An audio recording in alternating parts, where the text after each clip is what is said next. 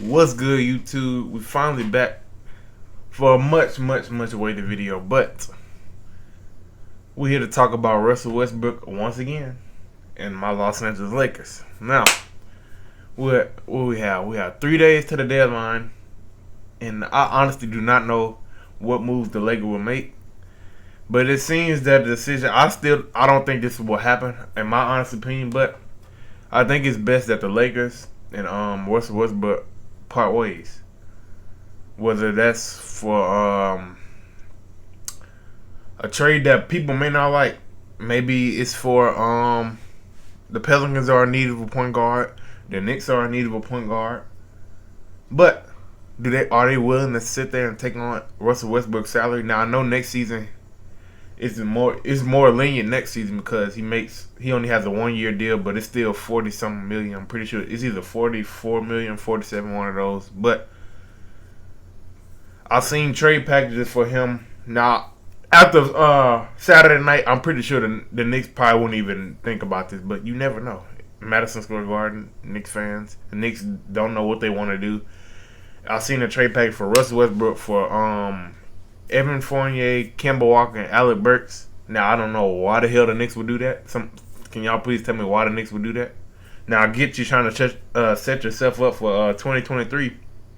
But at the same time, you still would be set up for 2023 even if you kept those contracts, because I think all those contracts expire in the next offseason. So, I don't get what Bobby Marks said about that. But maybe he's just saying they have more lenient so they can open up space. Because I've heard rumors that Tom Thibodeau, hold on, I just gotta watch.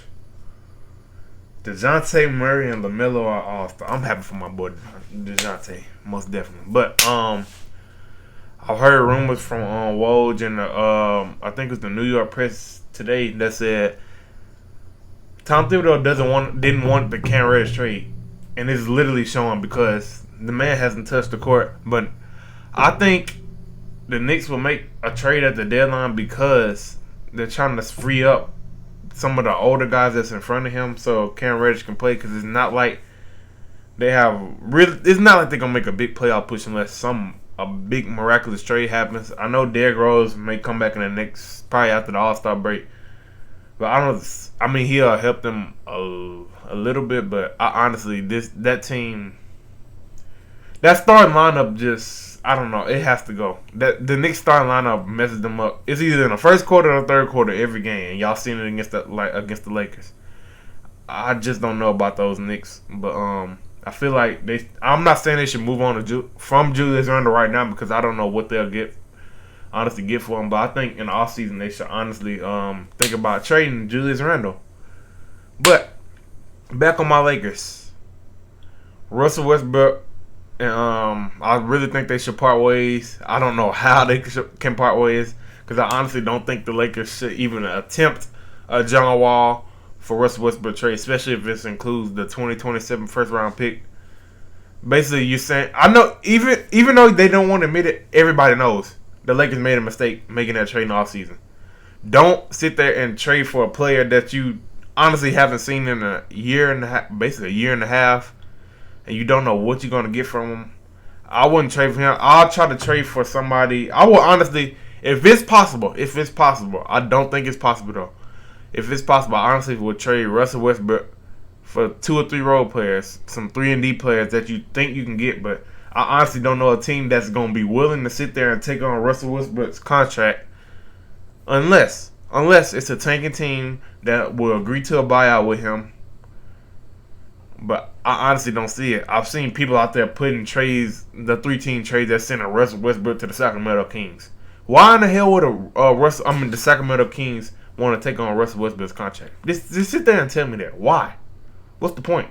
So you tell me they're gonna be in a 3-team trade to trade De'Aaron Fox for somebody, and they end up with Russell Westbrook? Like, really? Make sure there ain't another Woj. All right. Like, really, why would they sit on there and take Russell Westbrook's contract? Now, only teams I can think of that might even attempt, and I mean attempt, to want Russell Westbrook. You got the Pelicans, who are desperately in need of a point guard, even though my boy Brandon Ingram has been hooping. He's been looking like a point forward out there, especially last night against the Rockets. Him, Jackson Hayes look good, but if you watch Pelican games, Devontae Graham does not fit well with that group over there. He's not your general point guard. He's basically a scoring guard, and he's 6'1". Maybe you see something like if they might need a point guard and they can't get a deal for C.J. McCollum or somebody like that. Maybe they're en route. Maybe they have to settle on a Russell Westbrook. Maybe they offer Devontae Graham, Sam Aransky, who has not lived up to his expectations either. Maybe Josh Hart comes back to the Lakers. Maybe that's the only player I honestly see can make an actual impact. Well, Devontae Graham can too. He's a spot-up shooter, but you basically have two small guards for the Lakers. You have Devontae and Malik Monk. I don't. That defensively might give me a headache, but they might can.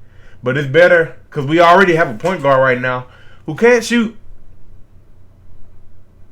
who doesn't play defense. So I mean, it may not be a big difference than people think. But that trade that for the Knicks, that Kemba Walker deal, I honestly don't like. But the thing is, the difference between if you have Kemba Walker and Russell Westbrook, Kemba's actually benchable, as you've been seeing. Like we're benching Russell Westbrook sometimes right now, but he's actually benchable. Kemba Walker, you already know his limitations are on defense, and sometimes he hasn't. But he is out a lot of games. Well, not a lot, but a few games this season with knee soreness. So that's a problem you might have to come with. But if they made a trade, Alec Burks would be a really, really good pickup, and Evan Fournier, because the Lakers desperately need shooting. Imagine having Evan Fournier and Malik Monk, but defensively that might cause headaches. But I honestly don't think a Russell Westbrook trade is happening. But let's talk about what I think realistically can happen. Okay, the Lakers. You basically have 3 or 4 teams who basically are just going to blow it up. The Portland Trailblazers, basically, they already gave away what I thought the Lakers could get. I thought they maybe can get Robert Covington or Norman Powell. That's going off the table. The Clippers got that. They fleeced them. We're not going to talk about that. I'm pretty mad about that. But anyways, the Pacers, they are a team that's already blown up. As you seen, they sent Karis LeVert to the Cavaliers for basically nothing because Ricky Rubio is out for the year. It's a top 14 protected first round pick and a second round pick. I'm pretty sure that's like in 2027 or something like that. But the Lakers. Now the perfect player, like I want Torrey Craig, even though he's not that good a reliable 3-point shooter. He's a great a good defender, and he really can be a really great defender on a good team, as y'all seen with the Milwaukee Bucks and the Phoenix Suns last year, and even with Denver the last few years before that.